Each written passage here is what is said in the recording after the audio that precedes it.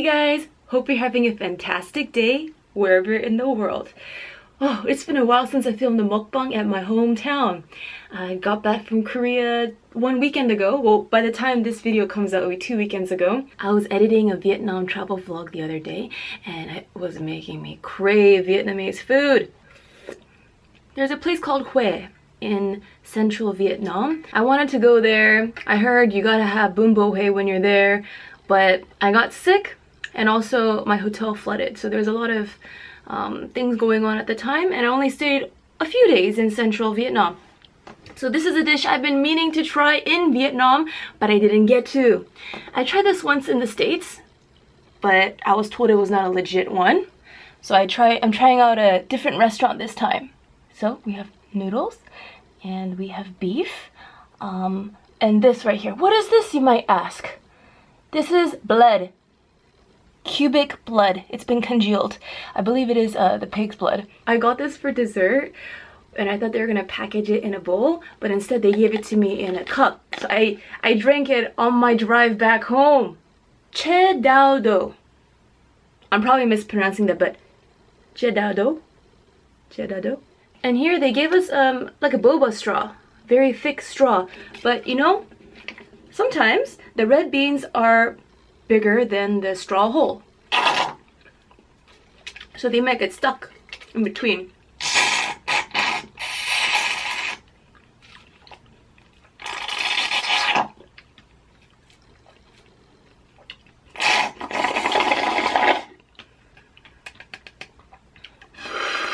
I'm just gonna use a spoon from now on.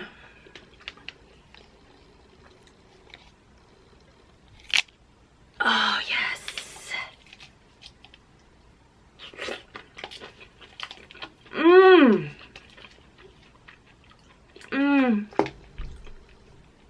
Who loves red beans?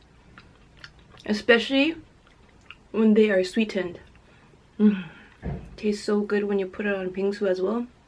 You know, bingsu is the Korean shaved ice. Alright, but first, today I had dessert first and then going on to the meal. Let's give some more attention to the bún bò Hue.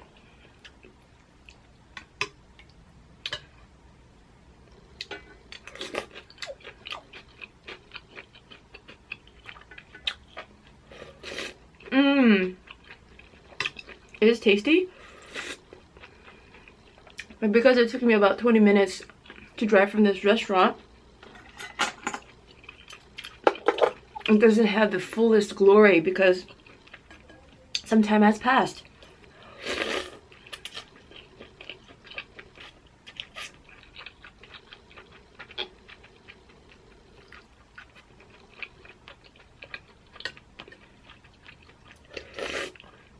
So these noodles remind me of spaghetti noodles.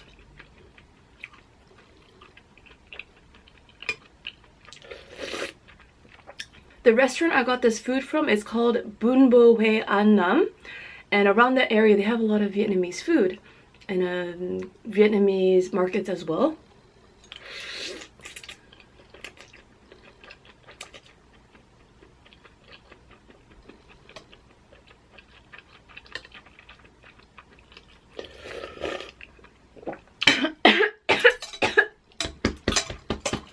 Went down the wrong tube.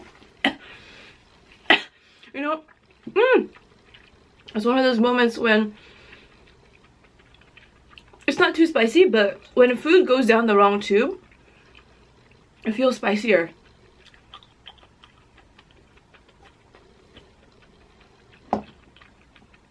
There's not much chewiness to this noodle. I didn't have the opportunity to try bún bò Hue in Vietnam, so it is a little bit difficult for me to it's difficult for me to compare this one to a potentially more authentic kind. This might be authentic taste wise.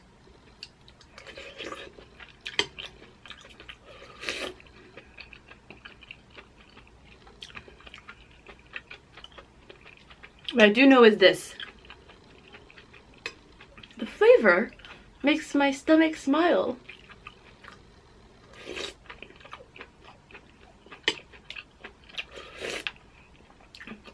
On the top of the soup, we have something that's orange and oily. Now I want to say that it is chili oil, but yes, that's what's making it spicy. Let me verify what's in it. Yes, it is chili oil. Don't you love it when you guess things right? Who's curious about the congealed blood? The cubic blood. It almost looks like a chocolate fudge cake or some sort of dessert.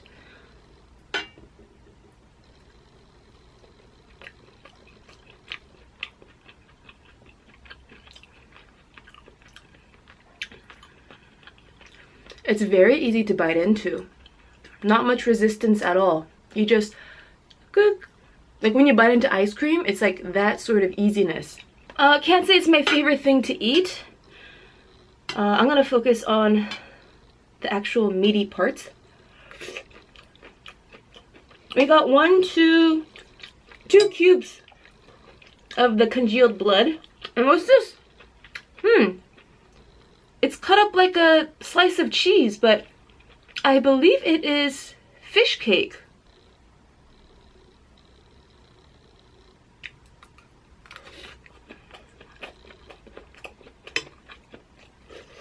Usually I'm not a big fan of fish cake, but that one, it has a little bit more feistiness to it. Let's see, it's a little salty. Tastes like sausage in a way. Okay, on the side we have bean sprouts, and I believe this is mint. Yes, mint.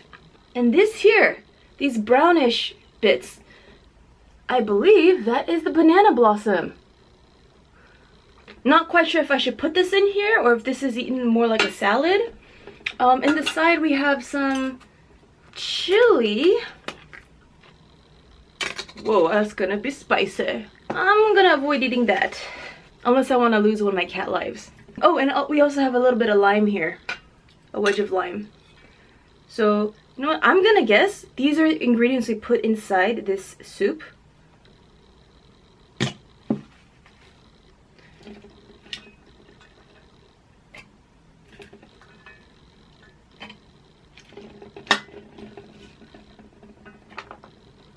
When I eat pho, that's what I do. So I'm guessing that is what you also do with the bun bo here. It'll freshen things up. Actually, the bean sprout and the noodles almost have a similar thickness, so they camouflage fairly well. Except bean sprouts, they tend to be a little bit more firm, and the noodles are more like very flexible, like they do yoga every day.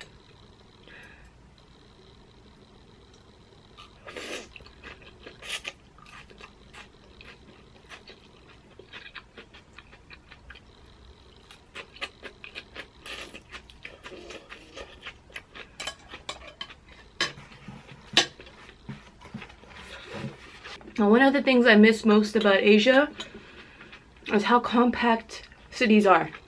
And New York City is pretty compact as well. So in Seoul, in many districts, you just walk out and there's food available, or within a couple blocks there's a lot of restaurants. So for me, like, filming mukbang in Korea was so easy. Whereas here, in my hometown, I have to drive somewhere to pick up the food. It might take me like 15 minutes, 20 minutes, depending on what kind of food I want to feature. Because sure, there might be a okay Vietnamese restaurant within 5 minutes distance, but I want to eat delicious Vietnamese food. So I invest more time to find that delicious Vietnamese food. I found this restaurant through friends. I was asking around for recommendations. And when I went inside the restaurant to make my order, I only saw Vietnamese people in there. I heard Vietnamese and ooh, it made me feel so excited. I felt like I was in Vietnam for just a moment.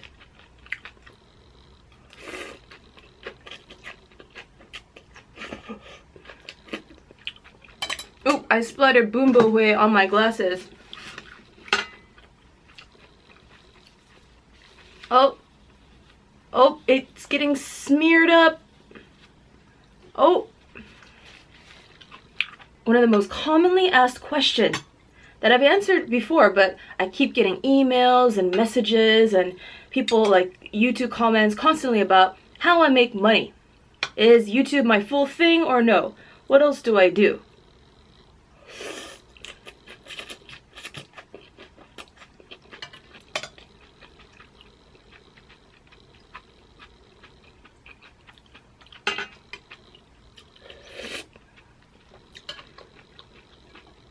My first official YouTube video I uploaded in 2008, almost 10 years ago, on my other channel, on my Sweet and Tasty TV channel. And since then, YouTube has been part-time and full-time for me. Also like less than part-time.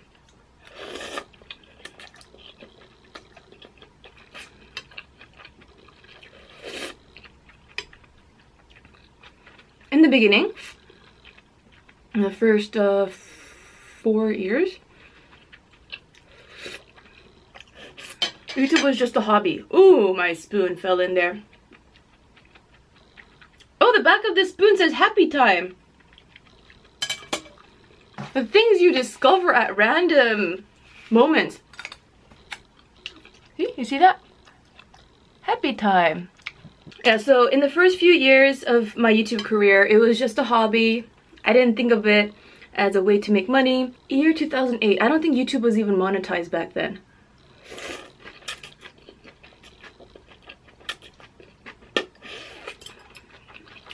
Anyway, I was in college. I was focused on my major.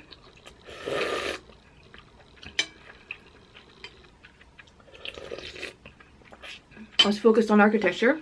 It was an year after I graduated that I started, ooh, splatter. I started making YouTube videos on a weekly basis.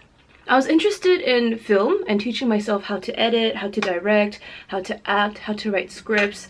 You know, it wasn't my intention to become YouTube famous. I thought of YouTube as a portfolio, a way of building a portfolio and showing it to people.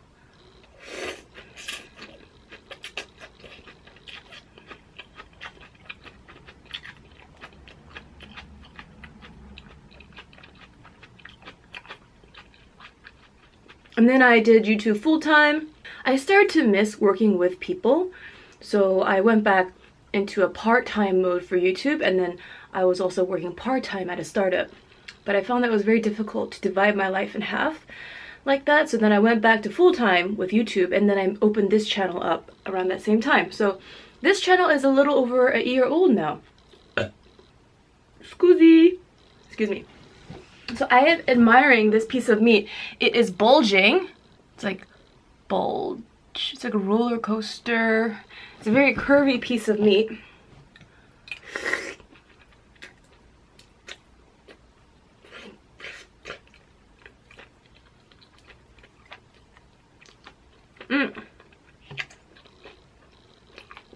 That was a little challenge.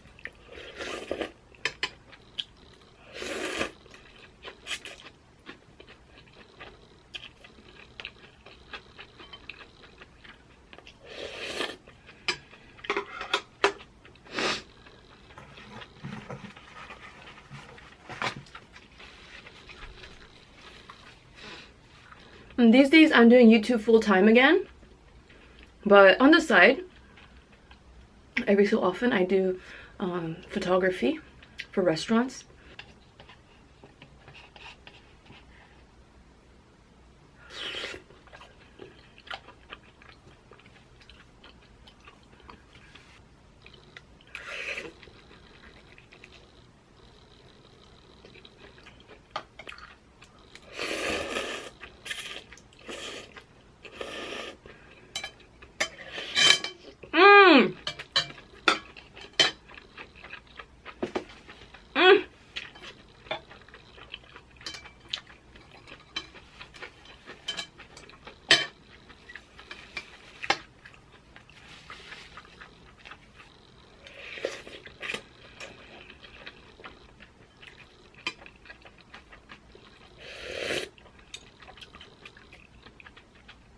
Ooh, these noodles are very slippery.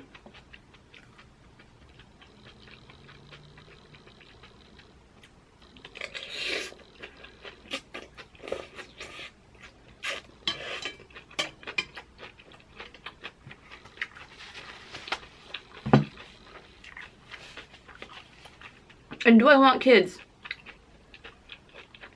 Yes and no. It's not like, you know, when I was younger, I was like, oh, I really want to have kids. It'd be cool to pass down my gene. And I have like a mini me. But older I get, I'm like, wow, having a kid, it's a big responsibility. It takes a lot of energy to raise a kid. It takes a lot of love and care. And not to mention, it takes quite a bit of money to have a kid. Even giving birth can cost money.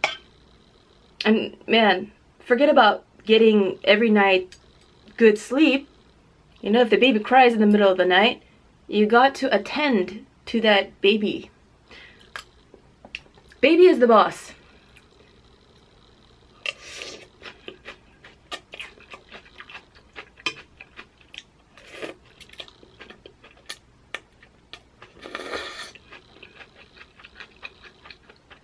Whew.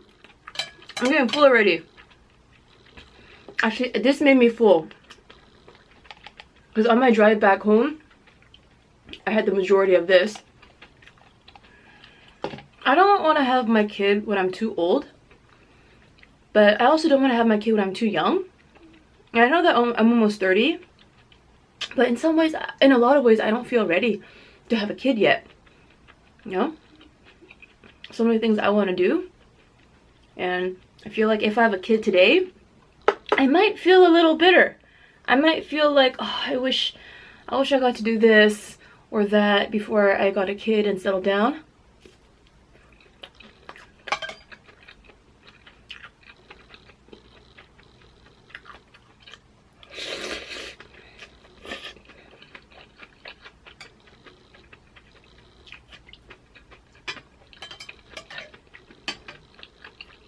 I know I certainly can do things with my baby and kid, but not all babies and kids are the same. Some babies cry more than others, and other kids are more calm and listen to their parents.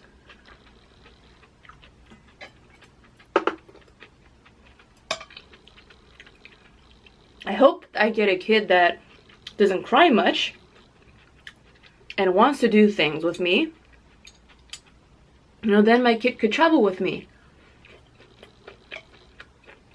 And I'll be happy to show my kid like cool places to eat, things to do. That could create some very special bonds. Man, talking about it like that, now I'm starting to want a kid.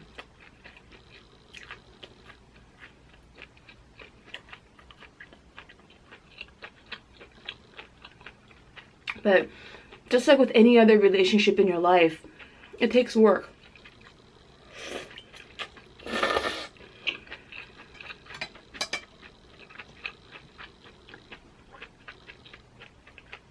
Alright, Emu Ling asks, hi Mina, I know we all go through obstacles in life, but I keep bumping into ones at my part-time job for the summer.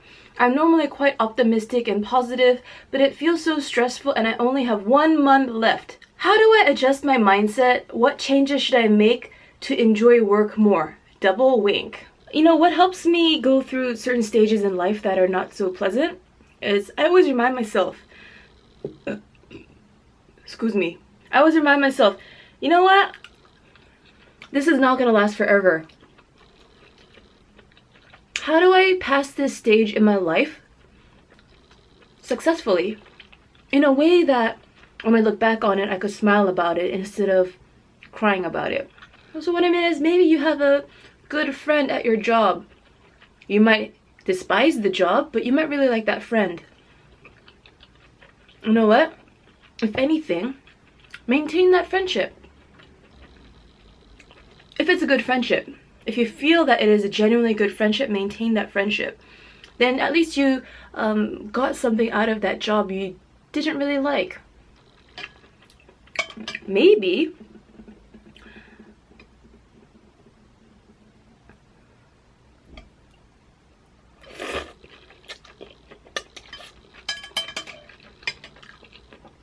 Or maybe you learn something very important from that job. Not every thing in your life is gonna be enjoyable,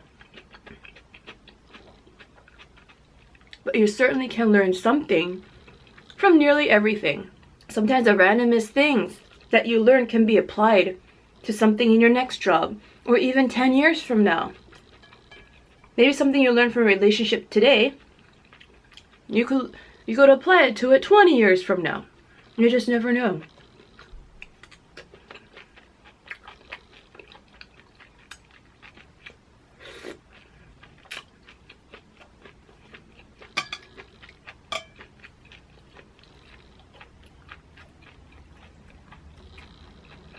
I'm so full, man. Oh, I just bit myself.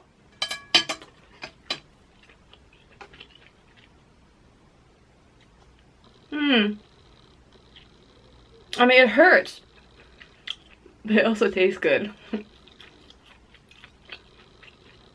If you're the type of person who likes the taste of your own blood, please let me know in the comment section. I like the taste of my own blood. This guy is a very extroverted bull. It likes to talk and bump into the other bull. It loves to rotate.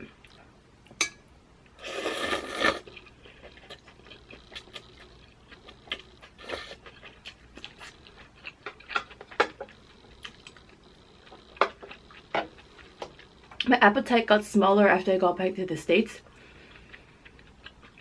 And because of jet lag, I'll get really hungry at like 3 a.m. or 4 a.m. But then during the daytime, I'm not that hungry. So what happened was eventually, like slowly as I started to actually sleep normal hours based on California time, during the daytime I was still not hungry. So naturally I lost like 5 pounds because my biological clock has not adjusted. I don't even know if this is the actual bowl for eating from. There's like a lot of random stuff in it I took out, and then I cleaned it, and then I put the noodles in here. I like this bowl because it's clear, so you can see through it.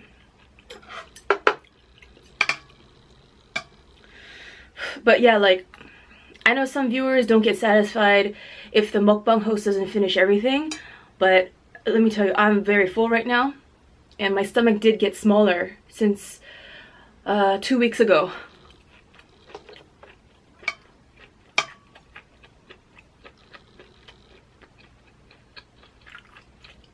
It's so slippery.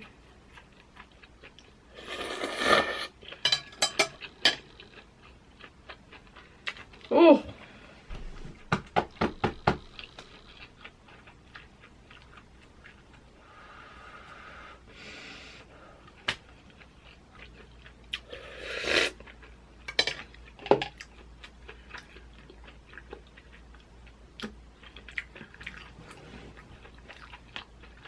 So when you're having a hard time in life, I don't know what's in front of you. It may not be easy to deal with, what's right in front of your face. But you know what? There will come a day that whatever situation or person is in front of your face, they're gonna pass by. There'll be something else. There'll be other challenges that come ahead, other things to look forward to, other people to meet. So even though it's easy to get stuck in the present, just remember, like what you do today, your action can change tomorrow. So a little bit of effort every day can create a major change in the future. It's like the idea of putting a penny in a jar. You know, let's say you put a penny in a jar for 1,000 years. Every day. How much money is that? And some days you might put 5 cents in a jar, or even $1 in the jar. You know, so the more effort you put in daily, it will add up to a greater future, potentially. And you know what? Life is unpredictable. Just because you put $1 or $5 in the piggy bank every day doesn't mean that you have more money than the person next door to you. Maybe the person next door to you wins the lottery, or they have a large sum of good luck that just pops into their way.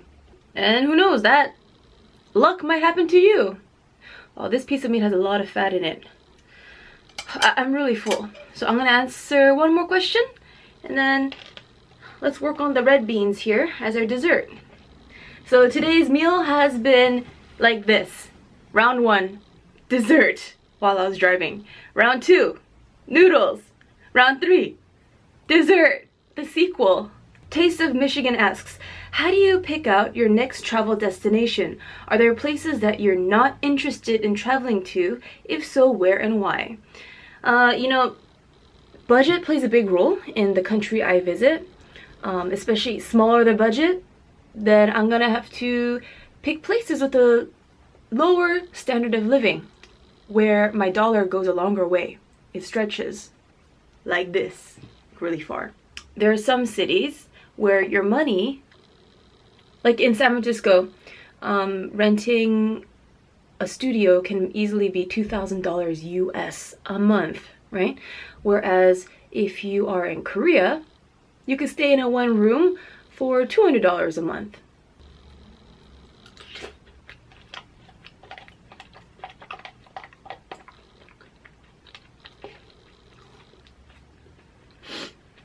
And in some countries, this bowl of soup can be $13. Like in America, this cost me $12, $13. But if I were to have this same meal in Vietnam, probably would have cost me, I want to say $3 US, $4 US at the most.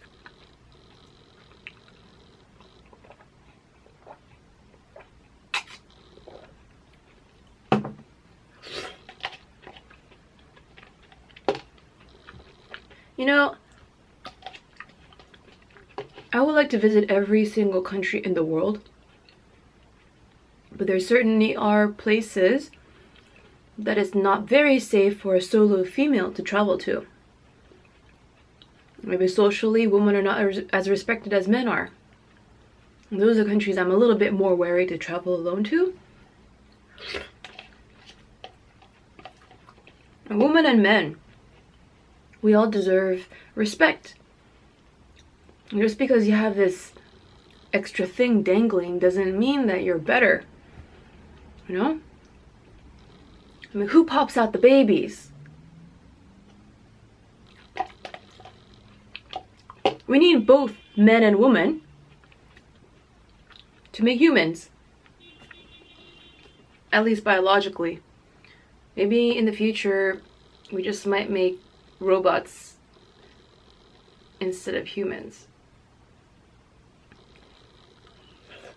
If you guys have any questions ranging from travel, food, and life, please write them in the comment section.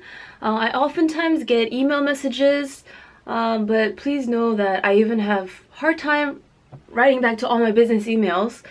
There's only so few hours in a day, you guys. So if you got questions, please put them in the public area where I know other people might have similar questions to you. I'll see you guys in the next travel video and mukbang. And don't forget to follow me on Instagram at Miss Mina O for delicious selfies. Alright, see you. Bye bye.